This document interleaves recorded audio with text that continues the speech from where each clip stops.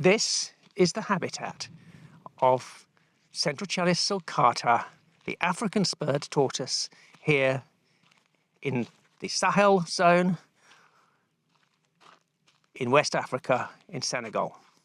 This is some of the most intensively overgrazed habitat that I have ever seen.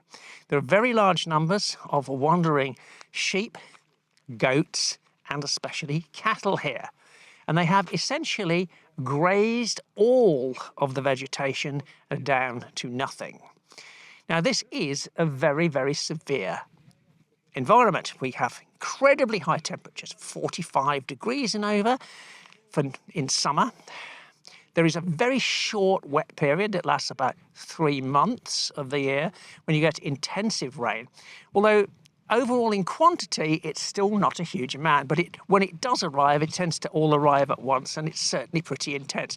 And this surface, because it doesn't have any real vegetation cover, really allows that water to just form on the surface and run off at high speed, causing flooding and a lot of local erosion. So this is quite similar actually to what we have in Almeria in Spain, where I live, and also to some of the types of hydrology that you also find in places like Arizona and other areas in Australia, where you have kind of similar habitats. But this is an incredibly hot and incredibly arid environment, and it simply cannot sustain this density of grazing animals.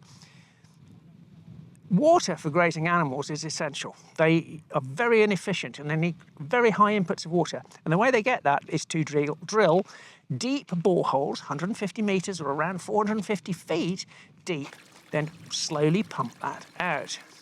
And the difficulty with that is that this water table is never going to be replaced. It's antique water from ancient aquifers.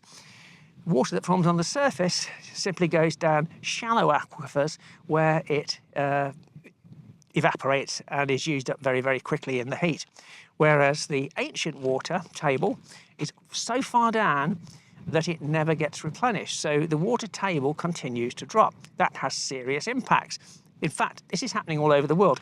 I was only reading the other day that Mexico City, for example, is actually sinking because they have taken so much water from those ancient subterranean aquifers that it is causing the substrates to collapse.